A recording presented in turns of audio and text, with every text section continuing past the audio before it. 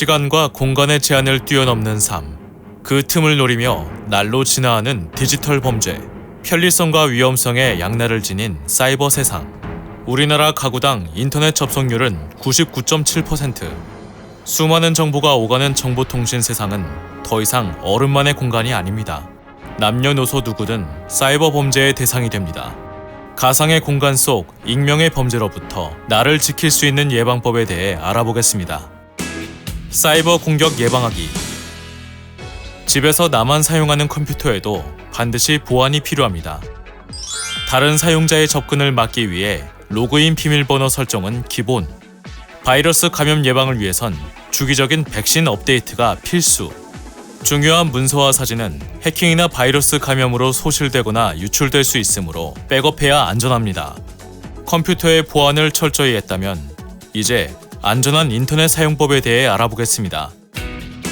안전한 인터넷 사용법. 첫째, 모르는 사이트에 접속하지 않고 회원가입 시 많은 정보를 입력하라는 사이트는 피합니다. 둘째, 비밀번호는 숫자, 영문자, 특수문자 3개 종류를 섞어서 8자리 이상으로 만드는 것이 안전합니다.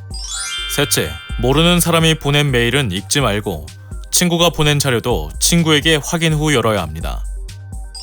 넷째, 가짜 사이트로 개인정보를 입력하게 해 정보를 빼가는 피싱 사이트에 속지 않도록 주의하고 인터넷 주소창에 녹색을 꼭 확인하세요.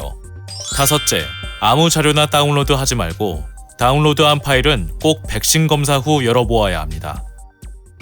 보이스 피싱 예방하기. 청소년 10명 중 9명이 스마트폰을 사용하는 만큼 청소년들을 대상으로 한 보이스 피싱에 주의해야 합니다. 친구, 가족 등을 사칭해 돈, 기프트카드 번호를 보내라는 전화는 보이스 피싱입니다. 가족 또는 주변에 도움을 요청하고 112에 신고해야 합니다.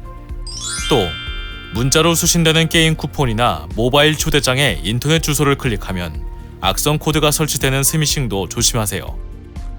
나도 모르게 소액 결제가 될 수 있으니 절대 클릭하지 않습니다. 또 와이파이로 해킹을 시도할 수 있으니 집 와이파이도 꼭 비밀번호를 설정해야 합니다.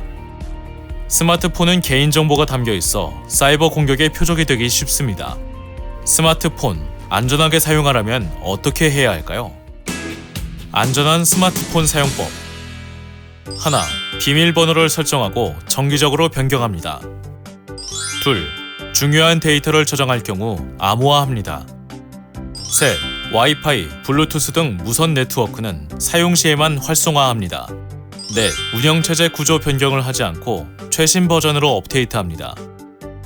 다섯, 최신 안티바이러스 소프트웨어를 사용합니다. 여섯, 의심되는 어플리케이션은 보안점검 앱을 사용하여 확인합니다.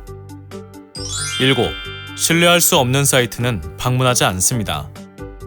8. 스마트폰에 아이디나 비밀번호는 저장하지 않습니다.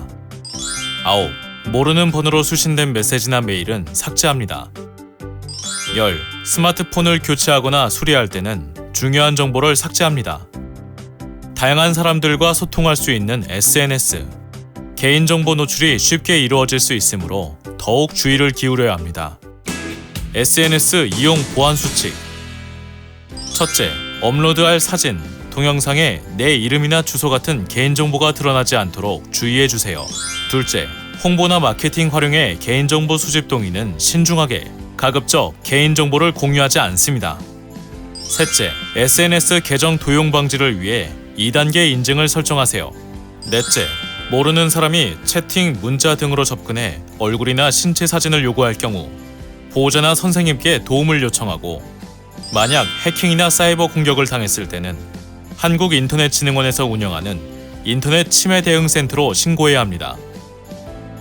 얼굴이 보이지 않는 온라인 공간에서는 누구나 피해자가 될 수 있습니다.